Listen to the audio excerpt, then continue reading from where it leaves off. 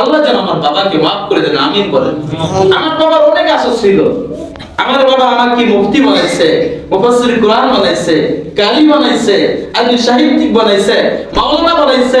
এরপরে আমার বাবা বলে ধন সম্পত্তির আশা করে নাই, বলছে যদি কিছু টাকা ব্যবস্থা হয় আমি আর তুমি হজ করতে যাবো। সুবহানাল্লাহ। বাড়ির কথা পরে টেনশন করছে। আমার বলছে সবসময় নামাজের তাকিদ দিয়েছেন আমার বাবা। আমার বাবার জন্য আমি আলেম হতে পারছি। বাবার যদি চক্ষু আমার প্রতি থাকে, আমার আপনার প্রতি থাকে, তাহলে ওই সন্তান কখনো অন্য পথে চলে যাবে না।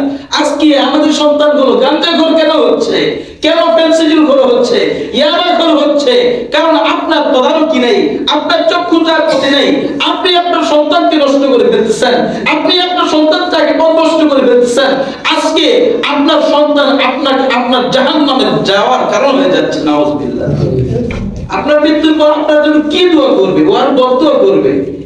এমন সন্তান আছে, আমরা যাদেরকে জিজ্ঞাসা করছি তুমি মাদ্রাসা ভর্তি হইবা, কয় না হুজুর আমার আব্বা আমাকে মাদ্রাসা ভর্তি করে দেয় না।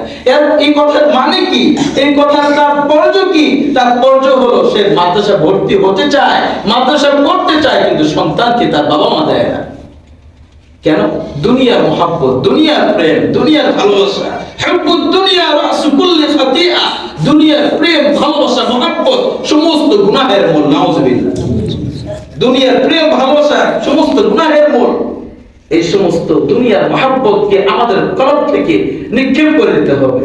দুনিয়ার প্রেম ভালোবাসা পায়খানার মতো, আমার আপনার স্ত্রীর পায়খানার মতো, আমার সমস্ত সৌন্দর্যতা পায়খানার মতো। কারণ আশরাফ আলী থানভী রাহমাতুল্লাহ আলাইহি এর একটা খাদেম ছিল, ওনার একটা বান্দি ছিল, বাদী ছিল। ওই বাদীর দিকে আশরাফ আলী থানভী রাহমাতুল্লাহ আলাইহি এর খাদেম সব সময় তাকায় থাকতো। মানে খুব সুন্দরী, রূপবতী ছিল। তো অন্যদিকে তার খেয়াল থাকতো না, চক্ষু অন্যদিকে পড়তো না, ওই নারীর দিকে পড়তো।